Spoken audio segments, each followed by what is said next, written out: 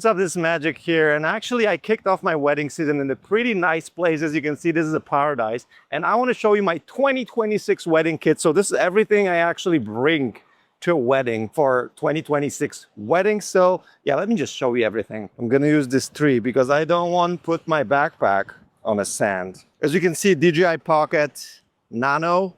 This is my favorite BTS tool. I haven't used it much. This is some clips that I filmed throughout the wedding that I've shot. But I absolutely love this, and this is my favorite purchase from the last year, to be honest. So yeah, it can be mounted right here. This is next to the mic, but it can also be mounted on a hat, on a camera, like however you want. It's pretty easy. You can mount it horizontally, you can mount it vertically. So yeah, very powerful tool. Then my very trusted Holdfast Moneymaker from like a, I don't know, like a red leather type. I'm not sure what the name of it is, but I got this a couple years ago and I still use it. The same goes with my Holdfast, so that didn't change. So this is the bag that I put on my shoulder straps. So I put it right here, and I have the lenses, the batteries, and everything that I need to have like handy on a wedding day I have here. And this time I actually went wild and I brought a lot of cameras. So I was shooting with 5 cameras on that wedding day, and all of them were different cameras. So the backpack, this backpack is a PGY Tech One Go 2. So this is one of the biggest backpacks that I own. And inside, starting with my main camera haven't changed. This is Sony A9 Mark III. I love it. I use it all the time. 120 frame per second bursts is my favorite feature of this camera. And yeah, it's just perfect. Then my second camera for this year is slightly different because I'm using A7 IV. I'm using A7 IV mostly just to get to know this camera, just to get to like feel of this camera, how it actually acts on a wedding day, how it works on a wedding day. So I have a full understanding of how good this camera is, because I believe this is the best camera for wedding photographers from Sony, 100%. And then the lenses, main lenses, 25G Master, funny enough. So this is my dance floor lens. And like last year I bought 16 to 25 specifically so I can shoot dance floors and wide stuff, and I forgot about it. I like when I was packing, because I never use lenses like this, I just by default I packed my 24 while I was supposed to pack 16 to 25. So hopefully on the next wedding I'm gonna have 16 to 25. I'm slightly bummed about this, but yeah, this is what it is. Then I have a 35G Master and a 50G Master. And on the 50G Master, I had the Nisi Blackmagic diffusion filter, which I love.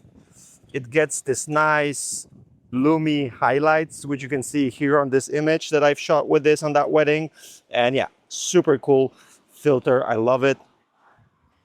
Now I won't be able to put it back. I'm gonna do it like this.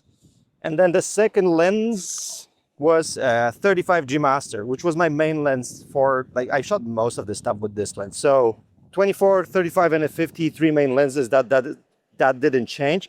Then I also had the tilt lens, a 50 tilt 1.4 by TT Artisan, which I really like. And you can see some images from it here. And then extra cameras. You're wondering, so what other cameras have you brought, Magic? So I brought Sony RX1 100 Mark VI. This is like a compact camera with this zoom, which is amazing. It has 200mm zoom. And I used it specifically to film some short clips during the day.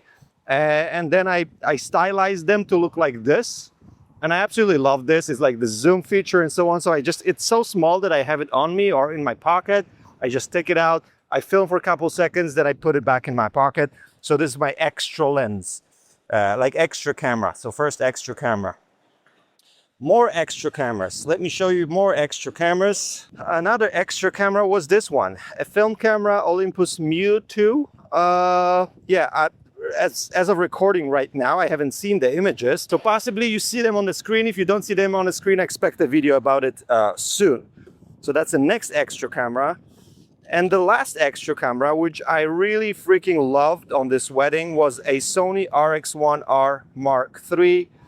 This was a absolutely game changer on this wedding day. So I had this like on my neck at all times here.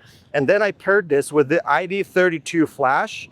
And this combo Is combo made out of heaven. This is extraordinary. This is awesome. This is epic. I was using this for this direct flash look, and the leaf shutter on this camera combined with the flash, like with the small power, lets me shoot however I want because I can crank up my shutter speed to like 1/2000 of a second and still sync with flash. So I don't need a powerful flash for this combo. And all these images that you see here were shot with this camera, and absolutely like R3, because like last year I've used R2 in a similar fashion, but it was just too slow. It was not enough fast to focus, not enough fast to grab these quick shots. So while it's a lovely camera, so our RX1R Mark II, it was not cutting it for this type of situation, like a fast wedding scenario. This camera holds it perfectly. The focus, the speed of launching, the battery is way better than the previous one. This is for me game changer for this wedding season. I absolutely love it. Like all these images, I'm in love. I posted one of the images on my stories from this camera, and Taylor Jackson commented, "I love this photo." And little did he know, I shot this with Sony RX1R Mark III, which I bought this year in Japan. Amazing camera, absolutely game changer. So that was the 5th camera that I had, but that's not all what I had. Couple extra things. I currently have them here in my moneymaker. Is obviously my main flashes. So my main flashes, I used actually this one mostly. So this is my old A1X, I think. I also have A10, but I used A1X on my Sony 9 III for like a dense force stuff. Then I also brought A2, which I have not used. I had this just in case, but I have not used it. There was no occasion to use it. Like my RX1R2 was sufficient enough for the most flash situations. So that is the flashes. And the last 2 things that I had with me at all times and came quite useful were, first of all, a power bank. I used this Anker one, the small one, so I could charge my RX1R2. So my RX1R2 has 2 batteries, which was not enough for the full wedding day. I would say 3 batteries would be enough. So I might just purchase a 3rd battery for the camera, but still, like with the power bank like this, I can charge my camera within like what, 20 minutes, 30 minutes, and it's like back to 100%. So it's very handy to have something like this. And the last one is this printer, Instax Fujifilm Instax printer for square format. So this is called SP3. So I don't have it with me anymore because I gave it to the couple. What I do on the, like when I'm finishing a day, I'm transferring some of my images from my cameras to my phone. You can see a clip of me doing this right now. So I print some photos. I put them in this nice like leather pouch with my logo on it. And then I put like my fridge magnet in it.